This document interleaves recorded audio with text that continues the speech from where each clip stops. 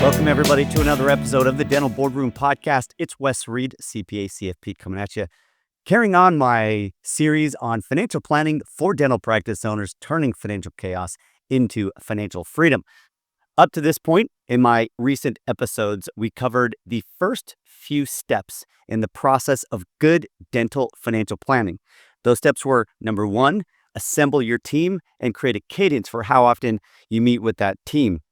Part two is develop a personal financial plan for financial independence. How do you attach meaning to your money?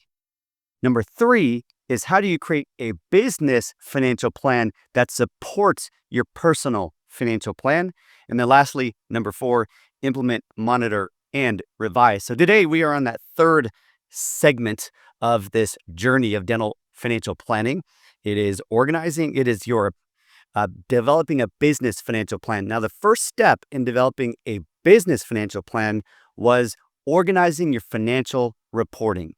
These are your financial statements, your balance sheet, your financial forecast. It's really getting those numbers every month to tell you a story about the health of your practice in the prior month, year to date, and changes from prior year to date to start seeing trends. If you're a client at Practice CFO, we dish out every month an additional report called the CFO analysis. The CFO analysis takes a much deeper dive through sort of trend data, graphical views to compare how you're doing against the goals that we've established together and how you're doing against your peers in the industry. And as you know, the last report or page on that monthly CFO analysis that we send is, where did my cash go? It's a really valuable report because over the years, many times I've had many dentists say, Wes, I worked really hard. I had great collections, but honestly, I don't know where my money went. So that report is a great one to help you answer that question. So let's carry on with step two in business financial planning. Again, step one was organizing or creating a process of having good financial statements delivered every single month as a visual financial x-ray to understand the economic health of your dental practice.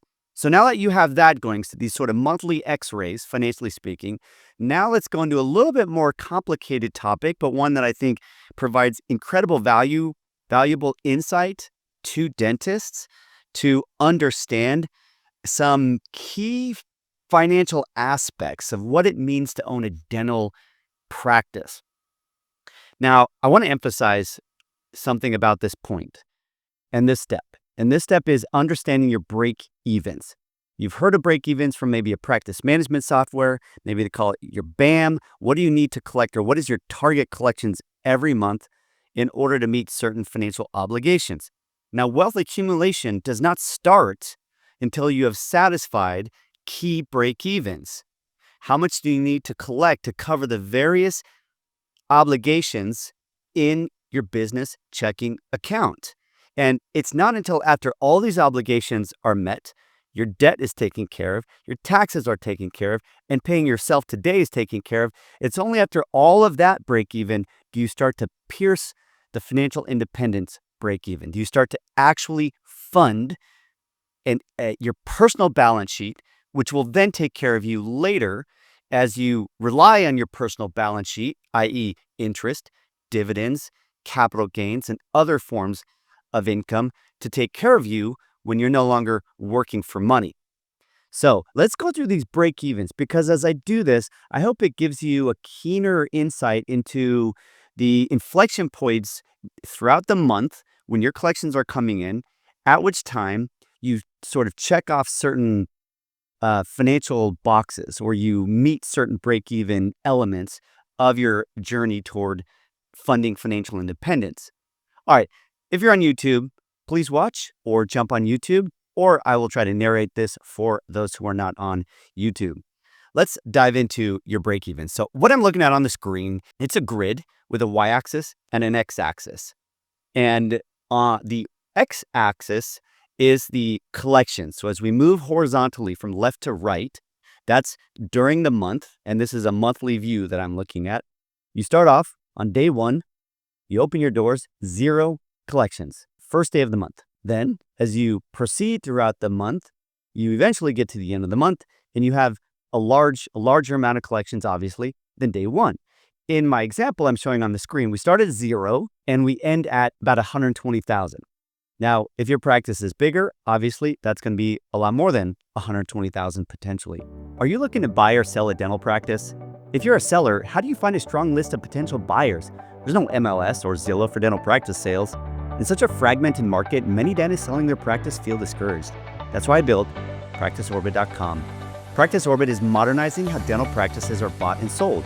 It's a platform technology. Y'all know them: Zillow, Airbnb, Uber, and OpenTable, just to name a few. These technologies do two things. First, they help match buyers and sellers by centralizing the marketplace. Second, once the match between buyer and seller is made, these technologies help them navigate the sale to a successful close. Here are a few of the features inside of PracticeOrbit. Users can determine a reasonable sale price for a practice in just minutes. All they need is the most recent business tax return. Practice owners can use the directory to find important service providers like practice brokers, attorneys, accountants, and bankers. Practice owners and their brokers can invite those service providers into the platform, so all parties are coordinating the sale together. Practice owners will have a beautiful digital listing of their practice, like a home on Redfin. And importantly, the listing will be anonymous, and personal information like your address, name, and pictures are only released after an NDA is signed and approved by you or your broker. Practice buyers can create saved searches to be auto-notified when new listings come on the platform that fit their desired specialty and location. And hey, dental practice brokers, you can list all your practices on the site for free. By doing so, you'll get access to PracticeOrbit's large pool of buyers, all of whom have created profiles and saved searches to be auto-notified when new listings come for sale. You can use the platform to introduce your listings to a targeted set of buyers. Additionally, and optionally, you can use the platform tools such as a built-in NDA, a customizable LOI, and a workflow tool to navigate the sale from LOI to closing. In fact, you can manage all your listings on the system from listing the practice to NDA to LOI and finally to closing the deal. Create your free account today at www.practiceorbit.com. Now, on the y-axis are your financial obligations that you have for the month. So let me start off with what is the first financial obligation. These are what I call, or what, in finance or economics, we call your fixed costs. Your fixed costs.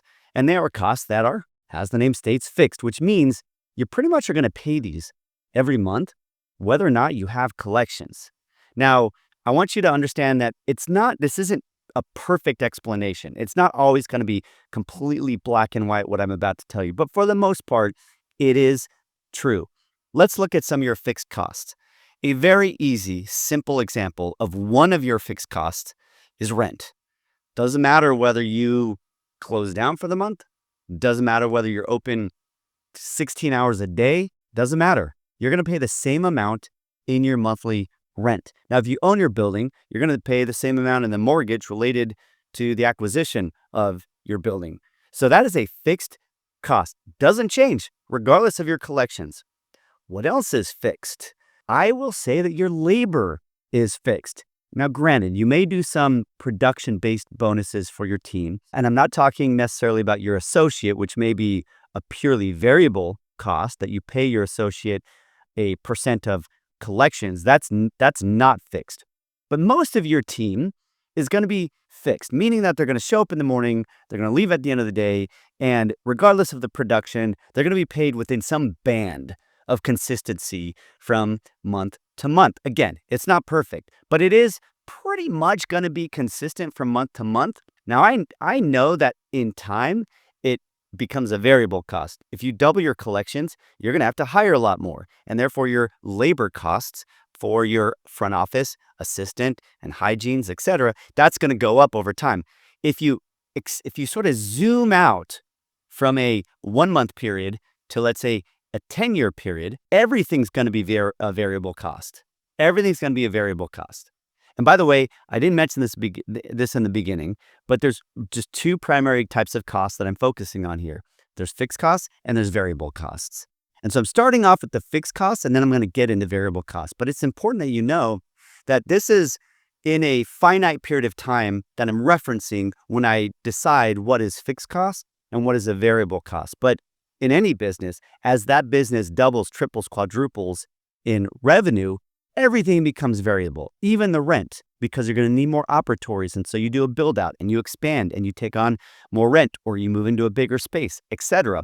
Your employees, as you grow, you're going to need more hygiene. You're going to need more assistance. And that becomes a variable cost. Virtually everything becomes a variable cost in time, even like your phone bill. Maybe you start to need more data or more lines or whatever. That becomes a variable cost. Everything is subject to change over time. But again, in this example, I'm really focusing on month to month. So during 1 month to the next, within, a short period of time, what's staying the same and what's a function during that month of your collections. So it goes up or down with your collections. So back on fixed costs, your rent is one, your labor is one, oftentimes your marketing is one. If you're paying a fixed marketing company, your administrative costs are usually pretty fixed. What you pay for a bookkeeper, what you're paying in maybe certain ongoing legal fees, or I don't know, legal fees. Actually, you're really not paying an attorney on a regular basis. That's more transactional. But other fixed costs on your P&L is the interest on your loan. So your debt, actually, if we look at your whole debt is a fixed cost. I mean, that's a classic example of a fixed cost. You pay the same amount every month. Now, if you're on an interest only, then theoretically that's a variable cost, but that's not a variable attached to your collections. That's a variable attached to the market rates of return, what's called prime rate, that adjusts interest-only debt up or down. But most of your debt is not going to be interest-only in your practice. And so that amount that you pay every month stays pretty much the same.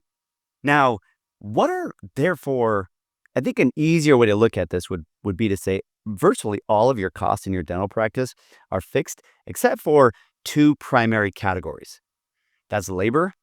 That is labs, and that is supplies. Labs and supplies. Those go up and down with collections for obvious reasons. Now, there's a few other things in there like collection or credit card processing fees. The more treatment you do, the more you collect, the more you're paying in Visa, MasterCard, Discover processing fees. But that's a small item. In terms of like kind of big nuggets on the P&L, it's your labs and supplies. Those are your primary variable costs from month to month. So imagine a line. In this example, I have all the fixed costs for the month equal about 40. On my screen, it's looking to be about 45,000. In this example, if you're a bigger practice, obviously that's going to be a bigger number. If you're a smaller practice, that will be a smaller number. But $45,000, and it's a straight horizontal line along this green. So even at zero, we're at $100,000 of collections. It doesn't matter. For that month, these are going to be costs that you're pretty much going to pay no matter what.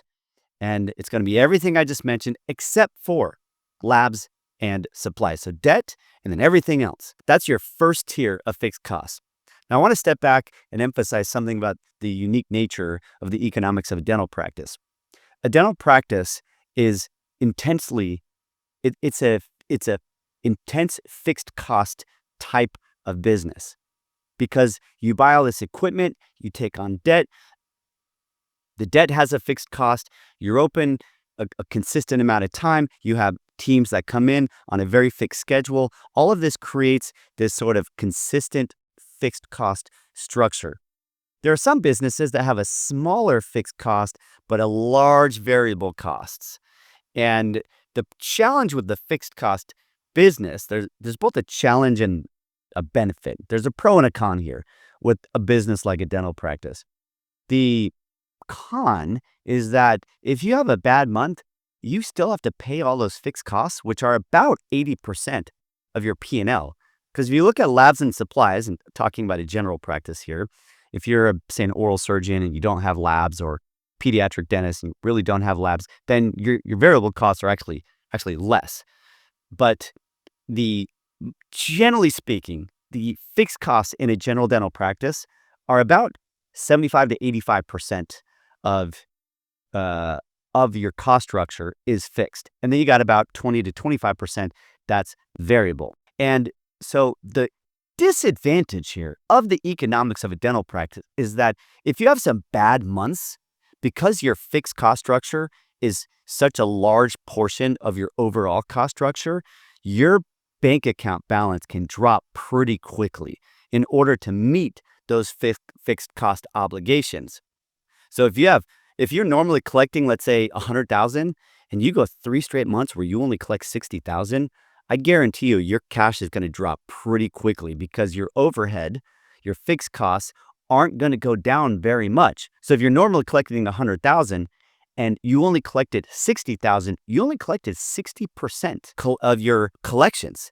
You had a 40% decline, but I bet your fixed costs are pretty much the same. They may fall like 5% or so. And so if your fixed costs in that case are $70,000, you're going to have to dip into your cash in order to cover not only your fixed costs, but then your variable costs and a few other outflows that I'm going to talk about here in just a little bit. And up to this point of fixed costs, guess what your overhead is? That's a rhetorical question for now. I want you to think about that. And then near the end of the podcast, I'm going to answer that question. But what is your overhead as a percent of revenue? It's a question we often ask ourselves as business owner, which is what is my overhead percentage and what is my profit percentage? And my profit percentage is simply 1 minus my overhead percentage, or 100% minus my overhead percentage. So if my overhead percentage all in is 60%, then my profit percentage is 40%.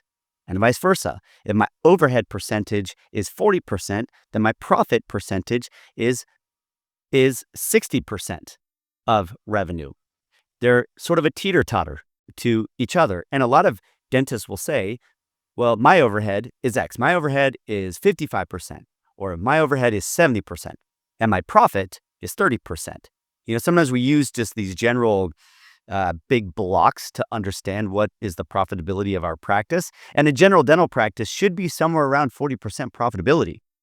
Depending on where you live, in San Diego, it's a little bit less. It's closer to about 37%. In other rural areas where cost of living is cheap, rent is cheap, that kind of thing, you might see a 45% profit margin for a dental practice. And then specialists, like an oral surgeon, is going to be closer to 50%, sometimes 55% for oral surgeons. They just don't have a whole lot of overhead relative to the large revenue from their larger treatments that they do.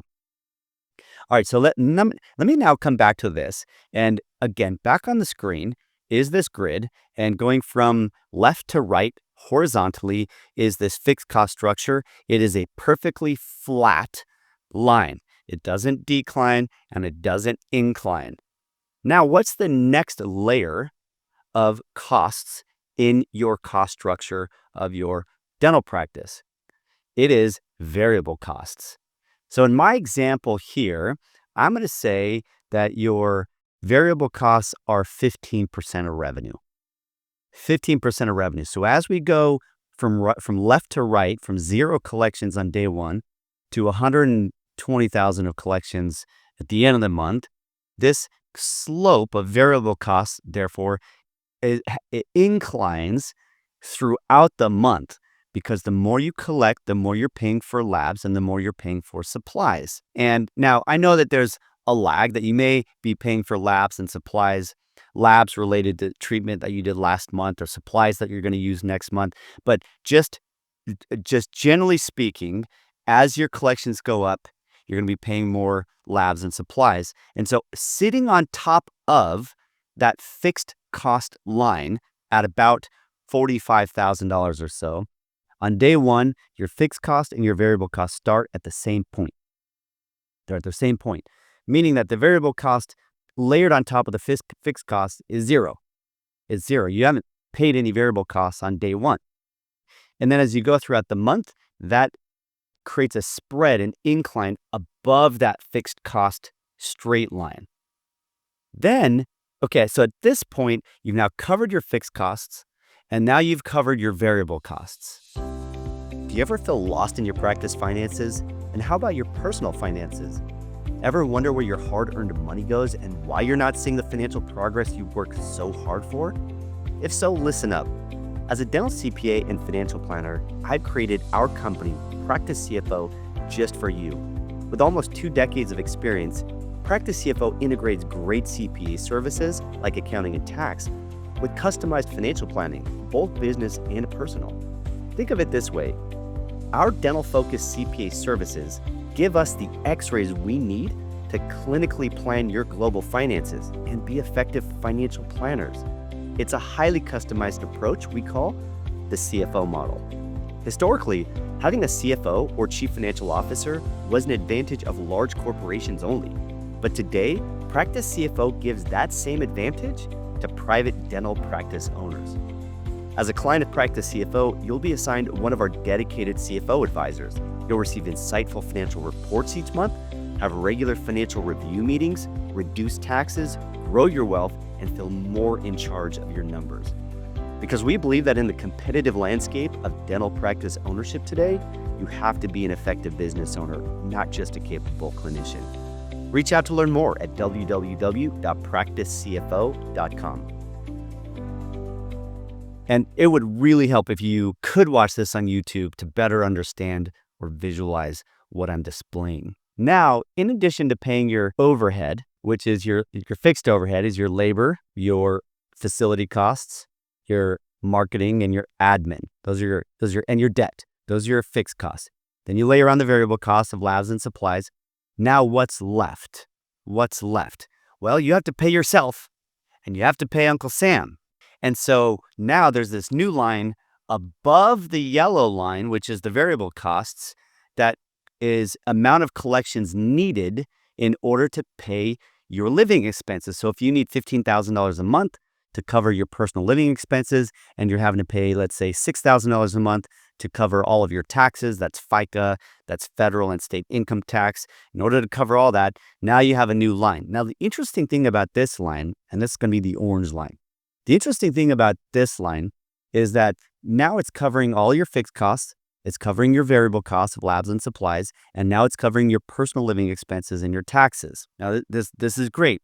But one really interesting thing about this line is that as the month goes on and as you collect more, that orange line starts to steepen as it goes from left to right. It starts to steepen like you're starting to walk up a hill. And the reason why is as you make more money, every new dollar of income that you make starts to get taxed at a higher rate. And that's the nature of a progressive tax scale. A progressive tax scale goes like this. Your first $15,000 of income, you don't pay anything in taxes. Nothing. Your next $20,000 of income, you only pay at 10%. Now, I'm making these numbers up a little bit, but if you actually Google the tax code, the federal tax code, you'll see these steps and what the rate is at each step. So now we're up to $30,000. Then the next $40,000 might be taxed at 25%.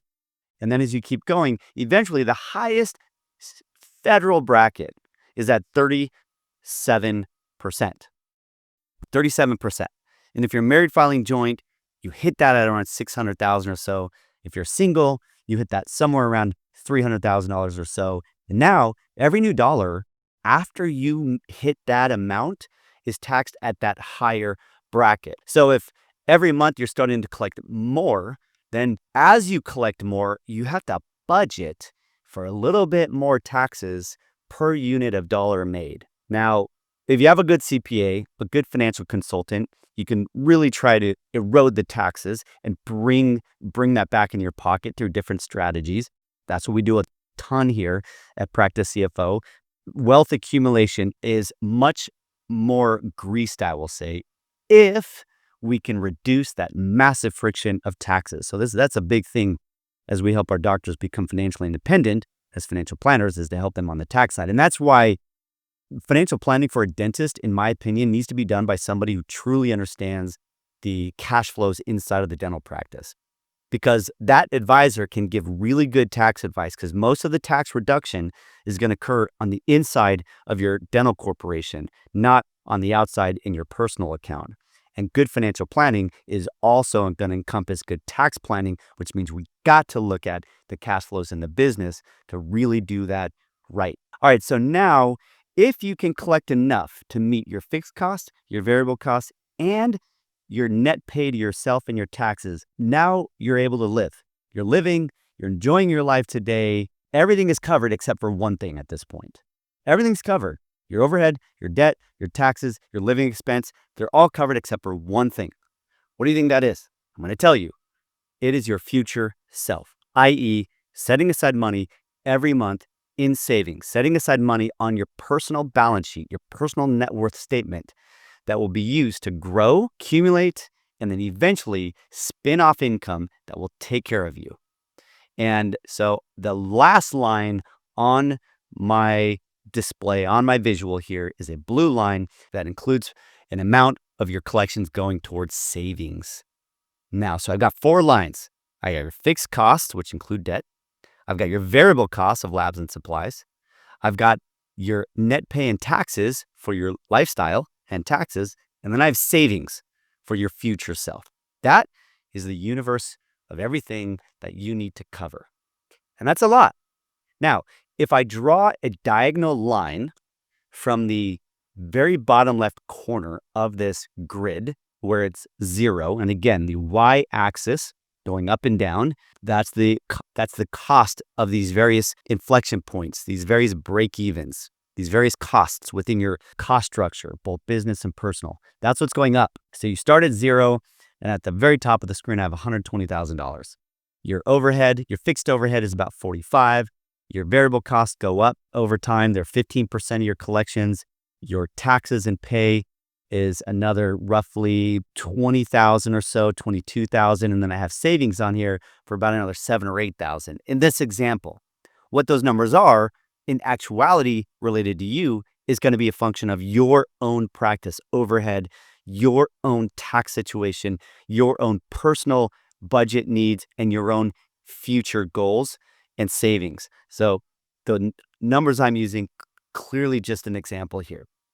And then again, the x-axis on the bottom from left to right, that's your collections. So imagine now I have this light blue line that goes from 0 on the very bottom left, and it sort of curves exactly evenly, splitting this grid by going from left to right and top or bottom to top. So it just basically moves forward at a 45-degree angle, like a steep, straight hill. And this assumes that every day you're just kind of collecting a consistent amount throughout the month. And by the end of the month, let's say in my example here, I'm showing about $105,000. At that point, you have pierced each one of these break-evens in order to satisfy those and make progress financially. Now, on this graph, there are 3 key points.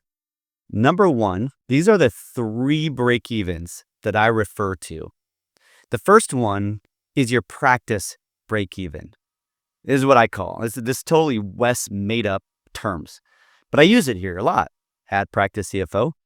It is your practice break-even, and this is the amount of collections you need in the month in order to cover your fixed and your variable costs. So your labor, labs, supplies, facility, marketing, and admin, and your debt. All of that. That is your practice break-even, meaning that if you stopped at that point of collecting just enough to take care of those things, you can keep your doors open. Great. You're not going under. You're not going to file bankruptcy. That said, you haven't paid yourself anything. You might as well go work at In-N-Out Burger because you're going to make more money ultimately taking home into your personal account if you're only collecting in your practice enough to cover your fixed and variable costs. You're not taking anything home to you, let alone even paying some taxes. At that point, you actually aren't going to owe any taxes because pretty much all of your costs are going to be tax deductible. Not all of it. The principal on your debt repayment to the bank is not tax deductible, but you're, for the most part, not going to pay a whole lot of taxes if you're only collecting enough to cover your labor labs, supplies, facility, marketing, and admin, and your debt. Because your net income on your profit and loss statement is going to be 0. We're pretty close to it. And if your net income is 0, you're not going to pay taxes, assuming that you didn't also issue yourself a large W-2.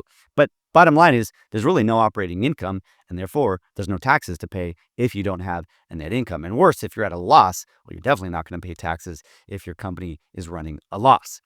All right, so that is what I call my practice break-even. Let's go on to the next break-even. I have 3 break-evens. The second one is your living budget break even. And your living budget break even is that amount of collections you need in order to cover your fixed costs, variable costs, and debt, but now also to cover your living expenses and your taxes. That's called your living budget break even because it's covering everything, including your living budget and your taxes. Now, in my example on this screen, it's right at about $80,000 of collections that you have met all your fixed costs, you met your taxes, and you have enough to pay yourself that amount of roughly $15,000 per month to live on. Now, the first break even, the practice break even, was right at around $57,000 or so. If you collected $57,000 in the month, now you've covered your labor, lab, supplies, facility, marketing, and admin, and your debt.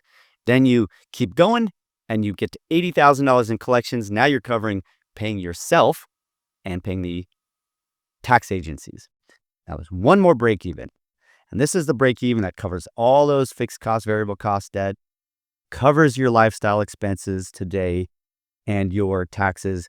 And then it covers also the funding of your personal balance sheet to take care of you later. This is what I call your financial independence break even. And if you're a client of Practice CFO, every month we issue you the CFO analysis report. And one of the pages is, what is your financial independence break even? What do you need to collect in order to pay for your overhead, debt, taxes, etc., and yourself, and also now to fund your retirement goals? That is financial independence break even. I personally don't like the word retirement or retirement planning. I like the word financial independence or financial freedom. The concept of financial independence is there a point in time when you are no longer depending on working in order to take care of yourself. Financial independence is you could literally watch Netflix all day, every day, and all of your living expenses are covered. That is financial independence. And who wants to do that? But you know what I mean. Whether that's golfing all the time, traveling the world, spending a lot of time with kids or grandkids, donating money to your church or doing church service, whatever that is that you want to do that doesn't earn income. And once you have enough assets to fund your ability to do that so you don't have to work, that is being independent financially speaking. So that is our financial independence break even, or what I in short form call FI break even. That's where we want to go. And in this graph I'm looking at right now, it's right at about $90,000. $90,000, you cover everything. Now in this example, if you were able to keep going and eke out more, let's say you collect $100,000, well now you have an extra surplus. And I love it when I meet with the client, we sit down, we're looking at the financials. I've already prepped a financial forecast. I've already defined what I believe is the surplus. It's a beautiful conversation when there's surplus. After I've already sort of budgeted our tax payments, we've already planned for your overhead costs. I know you're covering your debt, your personal living expenses. We're funding some money now into our retirement. Let's say you're funding $10,000 a month into your 401k plan or defined benefit plan or IRAs. Once all that's done, I love it when I see even extra, because then we get to have just that fun conversation of, hey, what do we want to do with this? Do we want to pay down any debt? Do we want to invest in growing your practice by building out another operatory? Usually I prefer just taking out a loan for that kind of thing because it's pretty low rate and tax deductible. But do we want to fund it into a brokerage account and go invest in a prudent, savvy investment allocation in the stock market or the bond market? Do you want to go buy a rental property and save it up for that? Do you want to put it into your kid's 529 education savings account? Do we need to build up an emergency reserve so you feel really comfortable with the amount in your business and personal checking accounts at all time so you don't lose sleep over insufficient cash? What is it that we want to do with this? And those are just some of the best parts of financial planning is when you get there.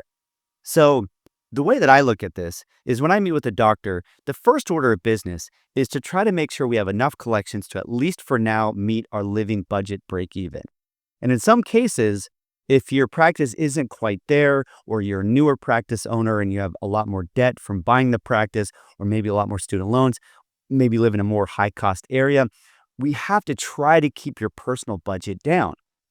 Because at the end of the day, if you're having financial struggles, it's either because you are not earning enough or your expenses are too high, one or the other. And so the way to fix it is you get your collections up in the practice, or your your income up. Maybe you work a day or two a week as an associate somewhere outside of your practice in order to supplement your income. And that's very common if you're starting up, especially.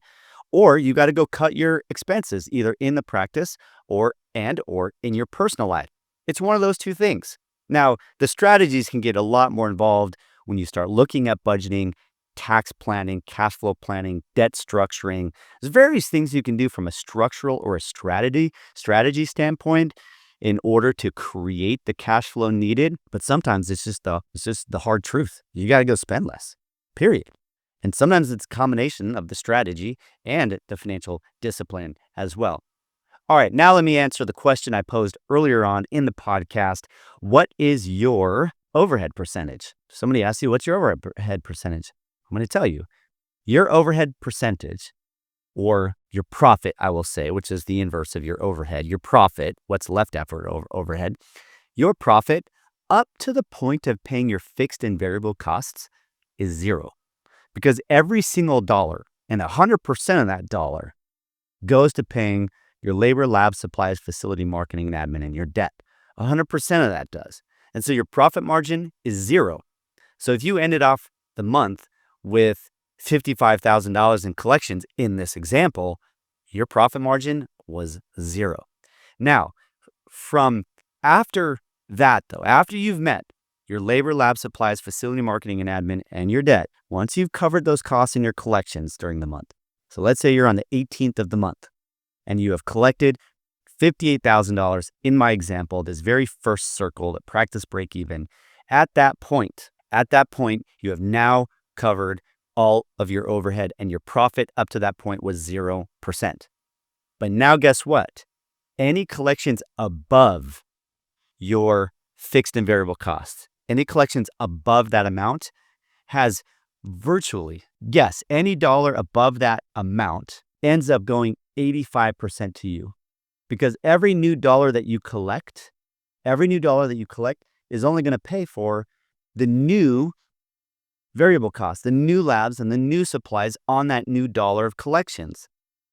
And so that's why this becomes a really more granular way of answering that question is what is your profit margin? Now, yes, at the end of the month, when all is said and done, you'll blend these two and you'll say, my profit margin was 42%. But I just want you to understand conceptually that as you progress through the month, your profit margin is zero until you pierce your fixed costs. And after your fixed costs, your profit margin ends up being 85% because you're only spending about 15% for labs and supplies. This is why that extra case, that extra day of being open, that extra treatment plan presented being accepted, that extra little bit that you eke out there near the end of the month makes the world of difference. It makes the world of difference because that's where you get the majority of your profit is in those extra cases. And then you're really dropping money to your bottom line. And that's critical. So what I would do is I'd look at your finances, at your financial statements, and kind of understand. You can do a little analysis or work with your CPA and ask them the question, what is my fixed costs, which includes my debt? What is that amount? Is that $40,000? Is it $100,000? Do you have a large practice and your fixed cost is $200,000? What is that amount? And you can park that in your head. And the more you think about that, it's like you're doing an intuitive way of measuring. And when we measure things, it's like we're keeping our eye on it. And when we do that, it motivates behavior to go a little bit more and to perform a little bit better.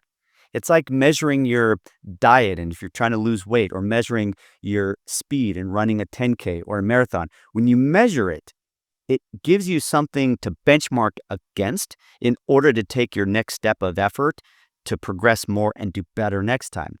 And so if I run your numbers and I say, hey, doctor, your overhead, your fixed costs, they're really about $70,000.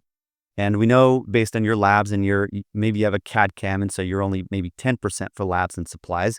Now we're starting to get a really good idea of at what point during the month when you're collecting, do you hit that practice break even, and now everything after that goes toward your living budget and your financial independence. Okay, this episode is on break evens, cost structure, and break even levels.